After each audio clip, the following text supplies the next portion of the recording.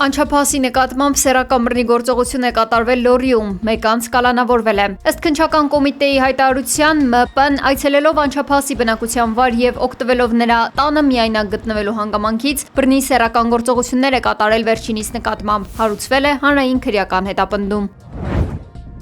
Ռուսաստանի եւ Հայաստանի հարաբերությունները մտերիմ են ու դաշնակցային, բայց միևնույն ժամանակ բարդ, հայտարարել է Ռուսաստանի արտգործնախարար Սերգեյ Լավրովը։ Ըստ նրա, այդ բարդությունները պայմանավորված են նրանով, որ Արևմուտքը փորձում է Հայաստանին ներքաշել իր ուղեցիր եւ խզել Երևանի թե փոխշահավետ տնտեսական ու առևտրային եւ թե ներդրումային կապերը ԱՊՀ ու ԵԱՏՄ իր գործընկերների հետ։ Լավրովը զգուշացրել է, որ նման քաղաքականության հետևանքով Երևանը ռիսկի է դիմում կորցնել իր բոլոր առավելություններն ու արտոնությունները ԵԱՏՄ շրջանակներում։ Նա նաև նշել է, որ կազմակերպության մայիսին կայանալի գագաթնաժողովը հրաշալի հնարավորություն կտա կողմերին մանրամասն քննարկելու կուտակված բոլոր խնդիրներն ու հարցերը։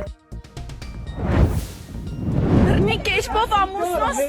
ամուսնու սկանդալները հագցրեցին եւ տանում են։ Բլոգեր Արտակ Ավետիսյանը կալանավորվել է մեկ ամսով, հայտնել է նրա փաստաբան Ռուբեն Մելիքյանը։ Երևանի Շենգավեթ համայնքում բլոգերը վարչապետ Նիկոլ Փաշինյանին դավաճան էր անվանել։ Ավելի ուշ քննչական կոմիտեում վարույթ էր նախաձեռնվել ատելություն, խտրականություն, անհանդուրժողականություն կամ թշնաման քրարելուն ուղղված հրապարակային խոսքի հատկանիշներով։ 15 միլիարդ դոլարlık Թուրքիայի եւ Ղազախստանի նախագահները քննարկել են էներգետիկ ոլորտում համագործակցության լայն հնարավորությունները։ Էրդողանն իր խոսքում անդրադարձել է էներգետիկ անվտանգության հիմքերի ամրապնդման եւ էներգետիկայի աղբյուրների դիվերսիֆիկացման անհրաժեշտությանը։ Նա շեշտել է, որ իրենք ցանկանում են Թուրքիայի տարածքով Ղազախստանից նավթի մեծ ծավալներ հասցնել համաշխարհային շուկաներ։ Այդ նպատակով կողմերն այժմ աշխատում են Կասպից ծովով անցնող միջին միջանցքի վերակենդանացման ուղղությամբ, ինտեգրելով երկրների երկաթուղային կապերը, նավահանգստային ենթակառուցվածքները եւ թվային մաքսային համակարգերը։ Ըստ Թուրքիայի նախագահի այս ծրագրերի նպատակը երկու պետությունների մերձեցումն է եւ ամբողջ Եվրասիական տարածաշրջանի համար համաշխարհային տնտեսությունում առավել մրցունակ դիրք ապահովելը։ önemli konuydu.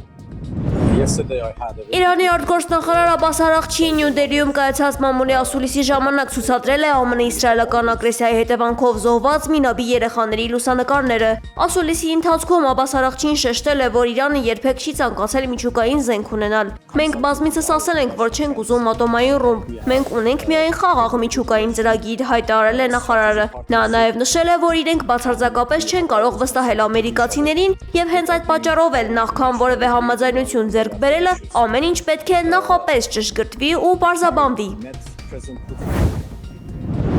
ԱՄՆ-ն ամբողջությամբ մերժել է Իրանի հակամարտությունը կարգավորելու 14 կետանոց ծրագիրը, հաղորդել է Թեհրան Թայմսը։ Միևնույն ժամանակ Fox News-ին տված հարցազրույցում Թրամփն ասել է, որ Չինաստանը կարող է ազդել Իրանի վրա Միացյալ Նահանգների հետ հակամարտությունը լուծելու համար։ ԱՄՆ առաջնորդը նաև սպառնացել է, որ Միացյալ Նահանգները կարող է կրկնել իրանական միջուկային օբյեկտների ռմբակոծությունները Ուրանի հասանելիությունը լիովին փակելու համար։ Մենք պարզապես մի քանի ռումբ կգցենք այնտեղ եւ դրանով ամեն ինչ կվերջանա, ասել է Թրամփը։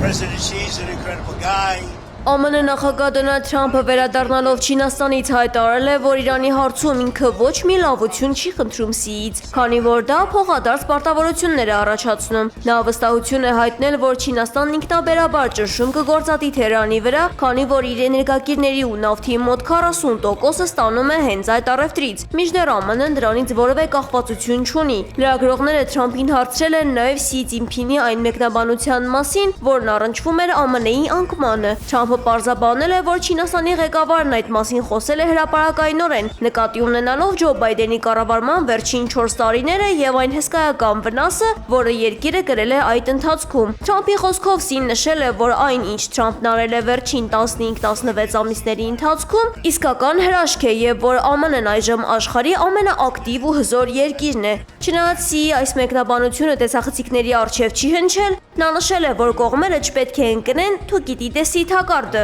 Թրամփը հերքել է Թայվանի պատճառով Չինաստանի հետ հնարավոր հակամարտության ռիսկը, նշելով, որ Սի Ցզինփինը պատերազմ չի ցանկանում եւ ամեն ինչ լավ է լինելու։ Պեկինում կայացած հանդիպման ժամանակ Սի Ցզինփինը զգուշացրել էր, որ Թայվանի հարցում սխալ քայլերը կարող են երկու երկրներին մղել դեպի բախումների եւ նույնպես հիշատակել էր թուկիտի տեսի թակարդը։ Мы подтвердили в ходе встречи. Ռուսաստանի նախագահ Վլադիմիր Պուտինի եւ Դոնալդ Թրամփի հարաբերություններում միշտ մնայուն է փոխադարձ հարգանքը, ասել է Ռուսաստանի արտգործնախարար Սերգեյ Լավրովը։ Երկու երկրների նախագահների հարաբերություններում ոգին միշտ բարեկամական է, ընկերական եւ փոխադարձ հարգանքով, հայտարարել է Ռուսաստանի գլխավոր դիվանագետը։ Սպիտակ տան ղեկավարի Չինաստան այցից հետո սպասվում է, որ Պեկին կմեկնի նաեւ Վլադիմիր Պուտինը։ Այցը նախատեսվել է մայիսի 20-ին։ Մեկօրյա հանդիպումը կլինի առանց խոշոր արարողությունների։ Կիևում ռուսական հարվածի հետևանքով զոհերի թիվը հասել է 24-ի։ Դարնիցկի շրջանում հարձակումից հետո փլուզվել է 9 հարկանի բնակելի շենքի մուտքը։ Վիրավորվել է 48 մարդ։ Կիևում այսօր սգո օր է հայտարարվել։ Ուկրաինայի նախագահը հայտարարել է, որ Ռուսաստանի նկատմամբ պետք է ճնշում գործադրել։ Զելենսկու խոսքով հենց Ուկրաինան է պաշտպանում Եվրոպան եւ աշխարհը, որպեսզի նման հարձակումները, որտեղ զոհվում են երեխաներ, չտարածվեն։ Նա նշել է, որ հակաբալիստիկ հրթիռները միշտ են անհրաժեշտ։ Զուգահեռ Ռիազանում Ուկրաինայի զինված ուժերի հարձակման հետևանքով զոհվել է 3 մարդ, վիրավորվել 12-ը, այդ թվում երեխաներ։ Վնասվել է բազմահարկ 2 բնակելի շենք, անօդաչու թռչող սարքի բեկորներն ընկել են նաև արդյունաբերական օբյեկտի տարածքում։ Բնակիչները տարհանվել են ժամանակավոր կացարաններ։